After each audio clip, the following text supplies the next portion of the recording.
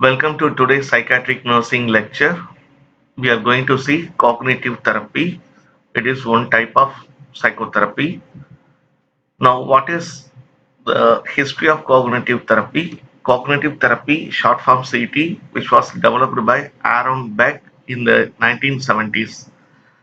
This cognitive therapy helps the patient to develop insight. So we all know what is insight. Insight is ability of the patient to know what is going around him. And what is the main goal of cognitive therapy? The main goal is to help the patient to recognize and change maladaptive thoughts and beliefs. So cognition is related to thinking. So our maladaptive thoughts and beliefs has to be identified by the patient himself, and that has to be corrected. That is the main goal of cognitive therapy.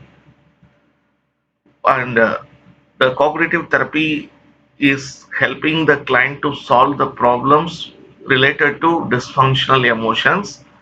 Particularly, those emotions will affect the person's behavior, and through cognitive therapy, we are going to help the patient to rebuild his distorted cognition. And we make the patient to be active by giving some goal oriented systematic procedures or technique during the therapy. So that is the main thing about cognitive therapy. In this therapy, we give some activities to build the adaptive cognition. Now, the definitions. Cognitive behavior therapy is an action oriented form of psychotherapy. It is a type of psychotherapy which is action oriented, that assumes that maladaptive or faulty thinking patterns cause maladaptive behavior and negative emotions. So the negative emotions which comes in us, like suicide ideation, like negative beliefs about the future, negative beliefs about the present, negative beliefs about the others, the maladaptive behavior, like drinking alcohol to cope up with the stress.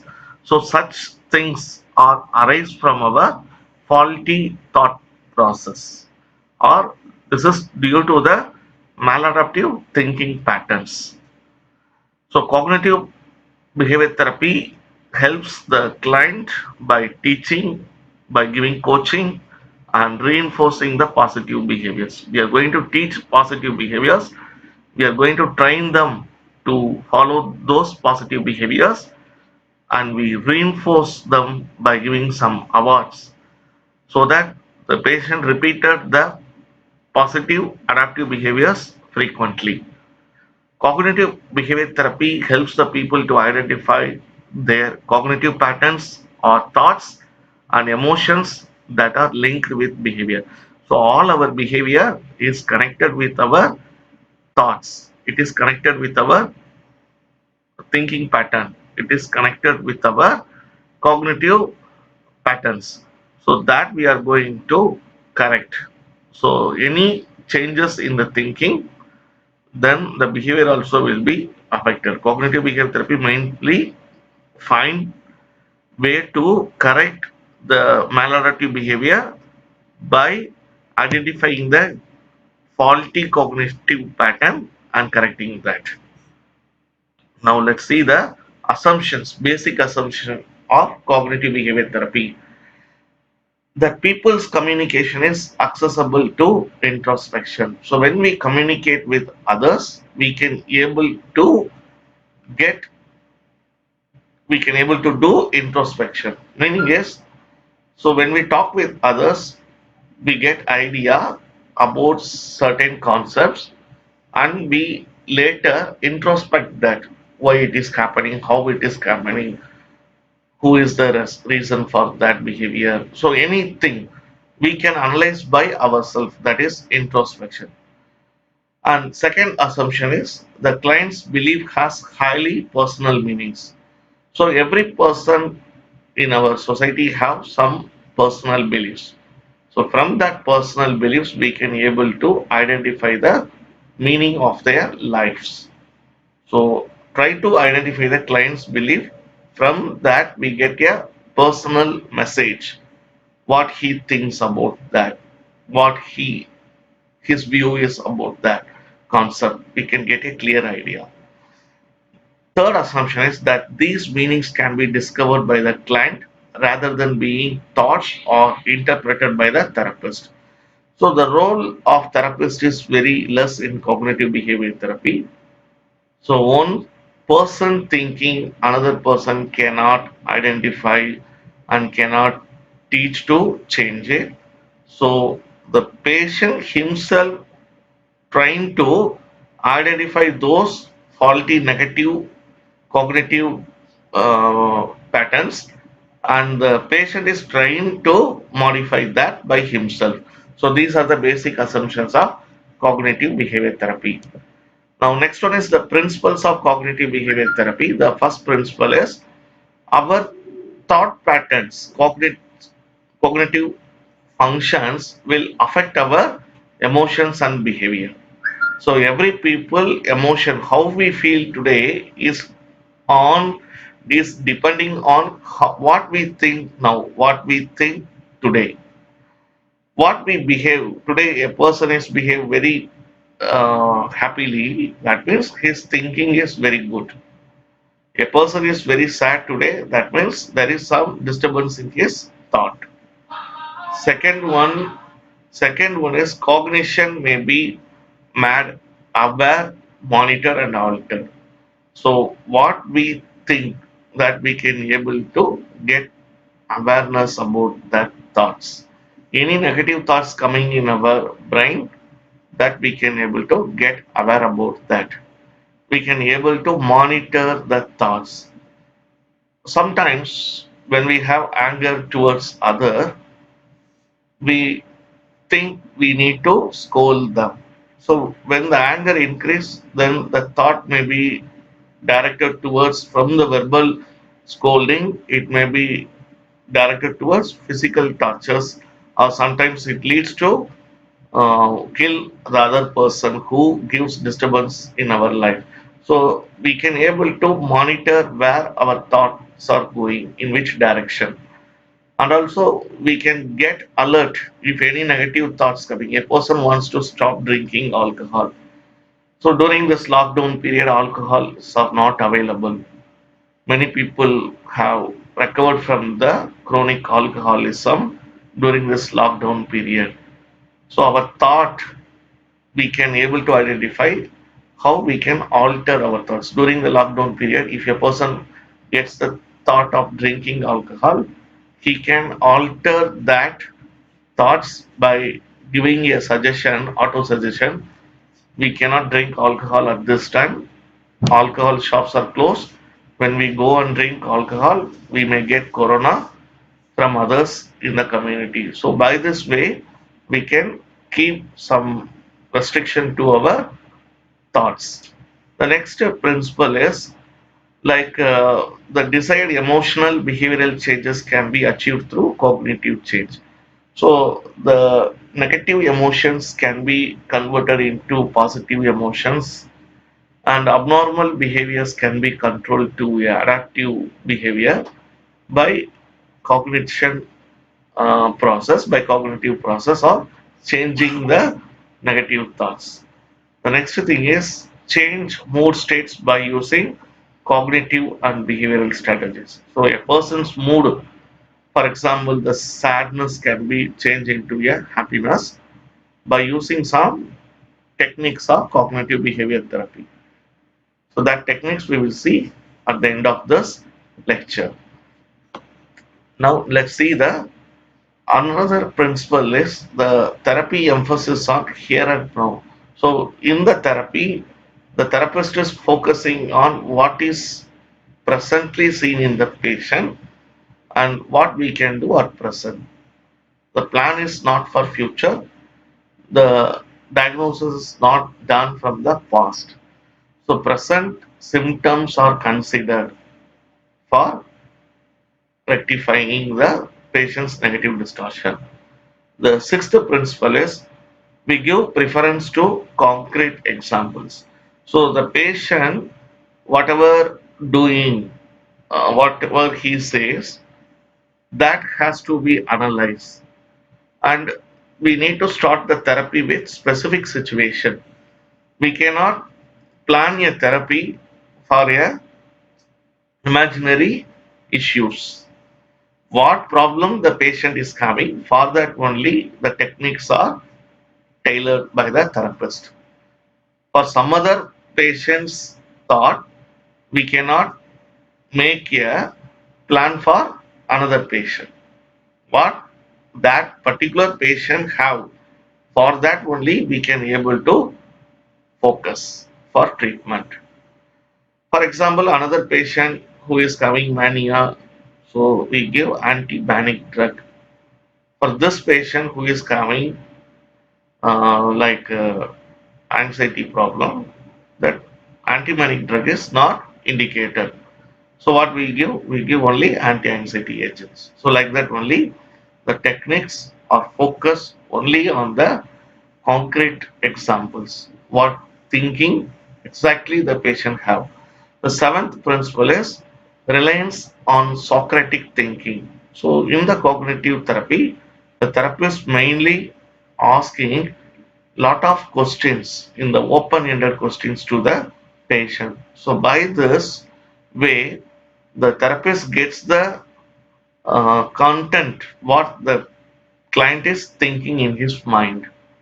So by doing the Socratic thinking, we get more information about the client thoughts. The eighth principle is empirical approach to test beliefs. So we use the techniques based on the evidence, how much effective that technique is going to reduce that particular problem based on that evidence. This technique, for example, giving assignment or telling the patient to make a diary. So this technique, how much it is going to be effective in changing the thought of the patients. So based on that evidence, we select the highest evidence which is giving the benefit, and that we will apply in the therapy. That is empirical approach to test beliefs. So these are the various principles of cognitive therapy. Now let's see the indications of cognitive behavior therapy. One is mood disorders like depression, mania. Another one is anxiety disorders, which includes phobia, post-traumatic stress disorder, panic disorder, OCD. Emotional disorders, any kind of emotional problems like grief reactions, eating disorders like anorexia and bulimia nervosa, marital conflicts, behavioral problems, those who have severe headache for a long time, insomnia, chronic pain during cancer, and smoking cessation, those who wants to stop using tobacco related substances, and hypochondriasis. It is a psychosomatic disorder, hypochondriasis, in which the patient feels that he have some major illness related to various systems of the body, but physically they have symptoms that is arise because of some psychological problems, not pathologically they don't have the problems. Now let's see the what are the types of cognitive behavior therapy. So first one is brief cognitive behavior therapy, second one is cognitive emotional behavior therapy, third one is structured cognitive behavioral therapy, fourth one is moral recognition therapy, fifth one is stress inoculation training. Now let's see one by one in detail. First one is brief cognitive behavior therapy. So by the name, this is very short duration therapy, usually for 2 sessions, each sessions for 6 hours duration. Second therapy is cognitive emotional behavior therapy. This therapy initially developed for patients with eating disorder, but now this therapy is used for depression, OCD, PTSD, post traumatic stress disorder, and anger patients. And this therapy is combined with dialectical behavior therapy. The aim of this therapy is to develop tolerance of emotions and improves understanding in the client. The next therapy is structured cognitive behavior training, SCBT. SCBT, structured cognitive behavior training, used to change any addictive behavior which the patient have, particularly related to alcohol, tobacco, and food substances. For the children who eat more junk foods, we can give this therapy. Next therapy is moral recognition therapy. This is therapy designed to overcome antisocial personality disorders. The last type of cognitive behavior therapy is stress inoculation training. This therapy uses a blend of cognitive behavior therapy approach with humanistic training techniques to target the stressors of the client. So stress inoculation technique mainly used to overcome the client's stress with two approaches: cognitive behavior therapy approach and humanistic therapy approach. So mainly used to teach the client how to cope up with any stressful and anxiety related stress events in the life. So these are the various types of cognitive behavior therapy. Now move on to the process of cognitive behavior therapy. So first, in the therapist tends to take a clear active role. So the therapist must know what his role is in this cognitive behavior therapy. Second one is, in cognitive behavior therapy, it is a goal oriented therapy and main focuses on the working together with the client. So there should be a mutually established goal between the therapist and the client. Without the mutually established goal, this therapy will not be a successful one. The third one, the therapist will typically explain the process in detail, and the client will often given homework to complete between the session. So between one session and another session, the therapist gives homework. The client has to do back assignments in his home or in his ward and to be presented to the therapist in the next meeting. The last point is that cognitive behavior therapy can be effectively used as a short term treatment centered on helping the client deal with very specific problem. For example, if one person is there who is always getting unnecessary tension in his life, so that problem can be dealt with cognitive behavior therapy.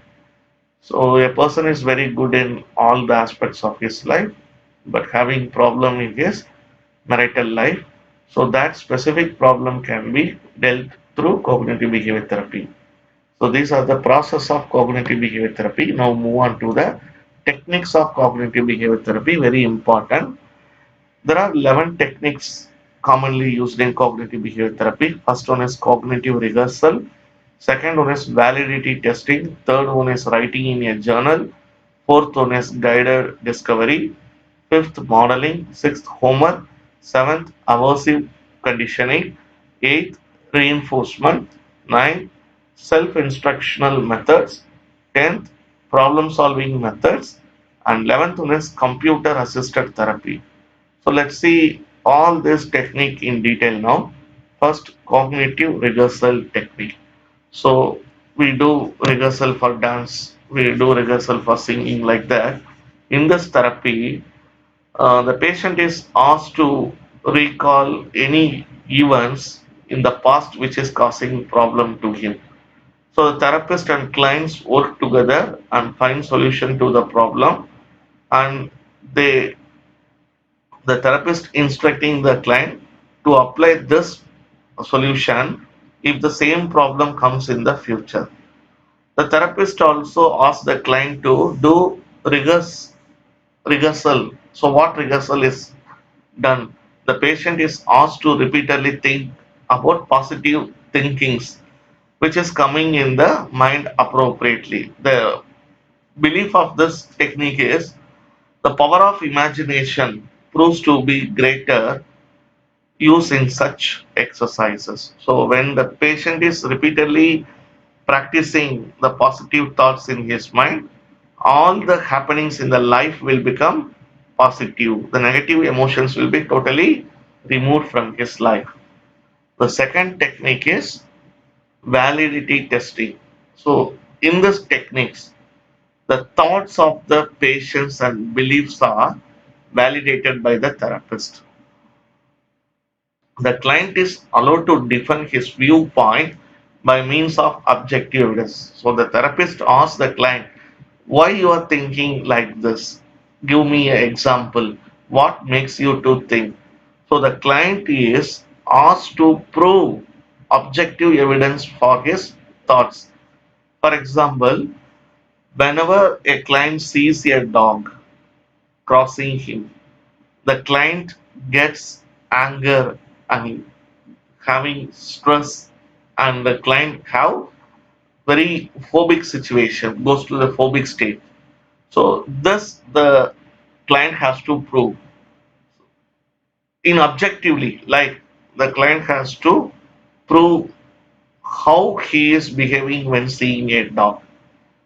So this is shown in front of the therapist. This emotion is shown objectively in front of the therapist.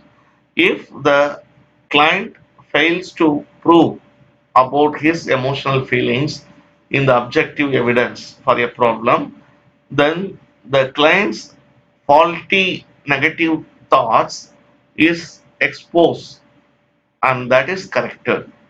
So now the therapist, when the client sees the dog, when the client does not shows emotional outburst, then the client is explained, see, now you have not had any problem in front of the dog when you see the dog.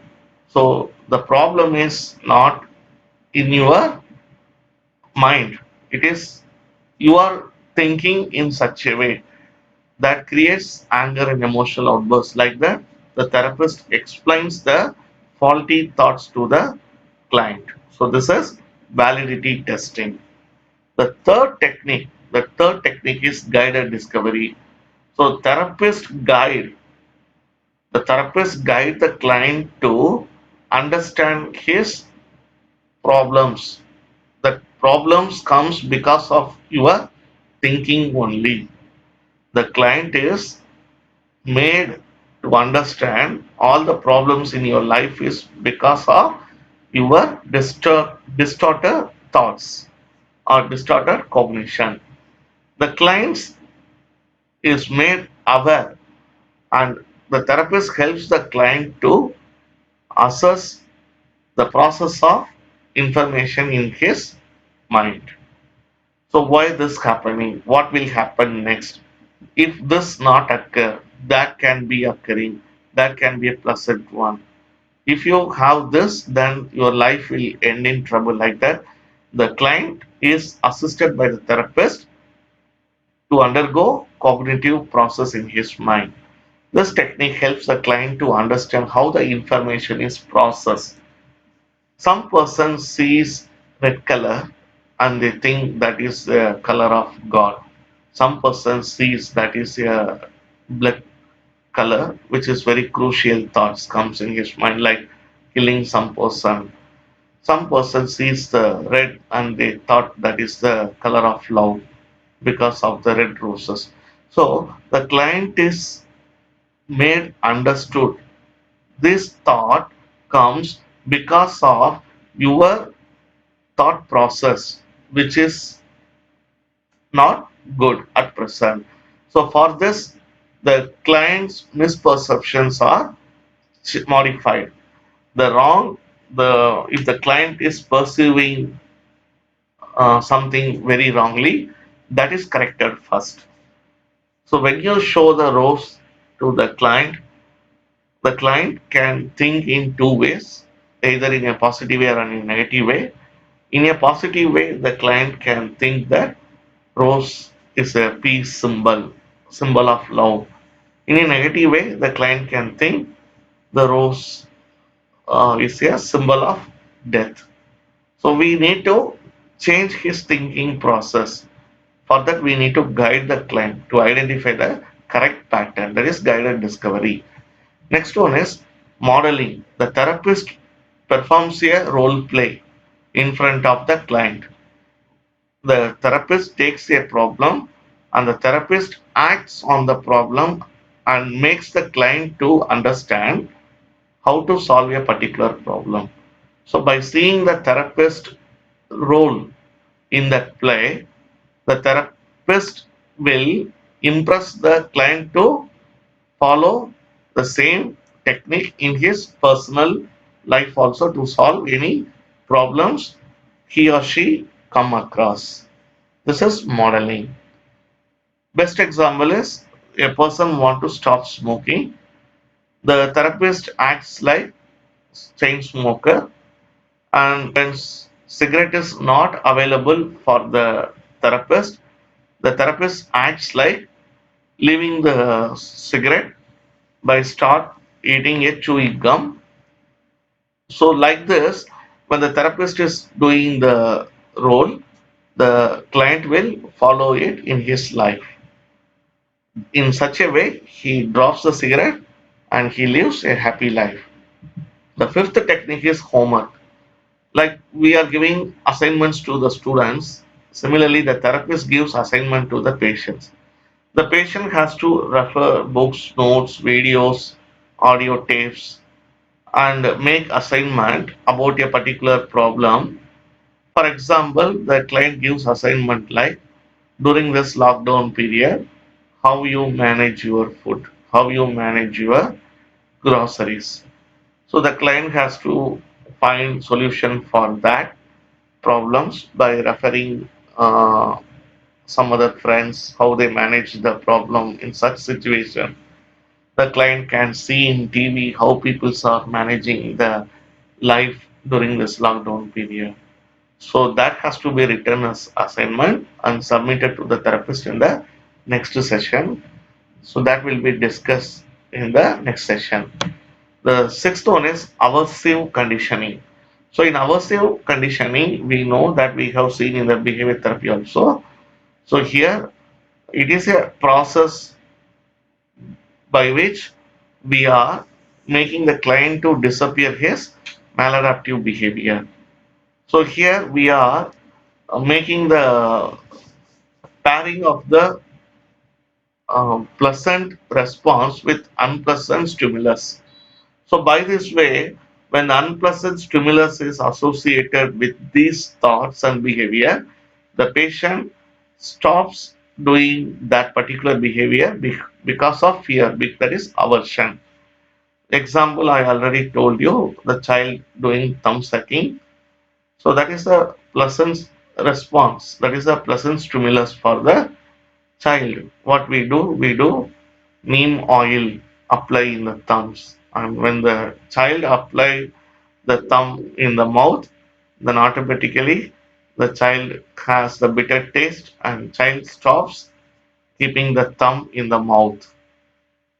The next one is seventh one is reinforcement. This also you know very well. By doing reinforcement, we make the client to do the positive adaptive behavior more frequently in his life. For example, we give rewards for the best performance so that next time the client try to get the reward by doing the best performance.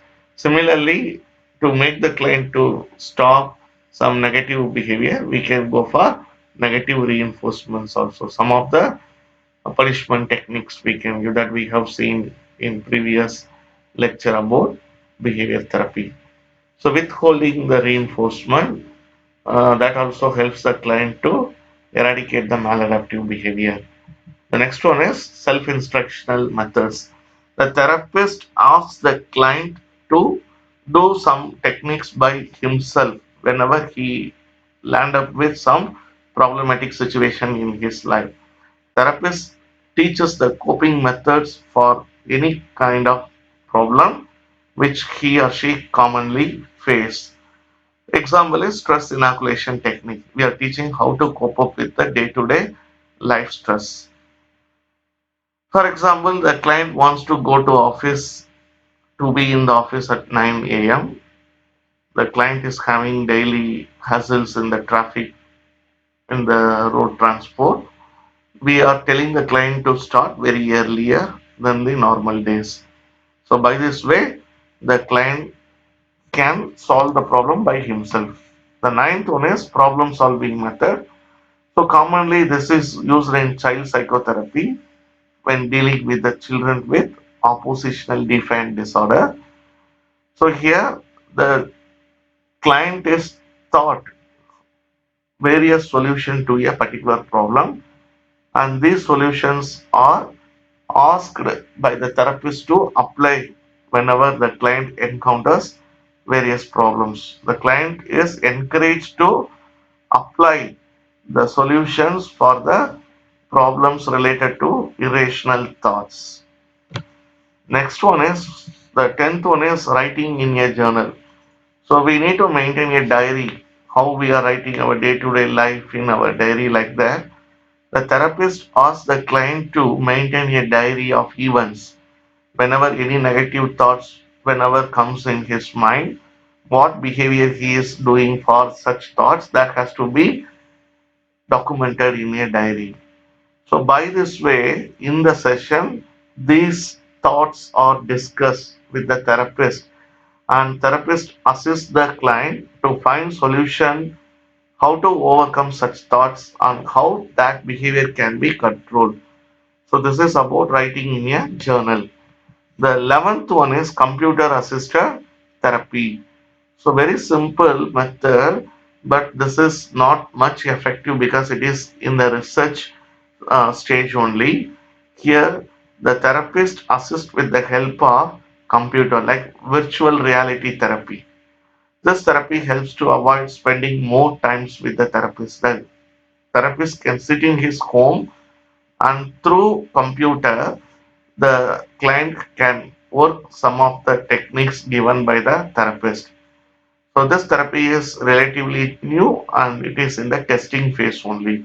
So these are the 11 techniques which we are using in the cognitive behavior therapy. Hope you understood about cognitive behavior therapy.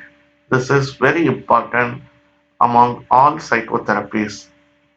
So keep reading, and in exam if anything comes related to that, hope you can able to give the right answers correctly. Meet you again with another good topic. Still then, take care. Bye bye. Thanks for watching this video.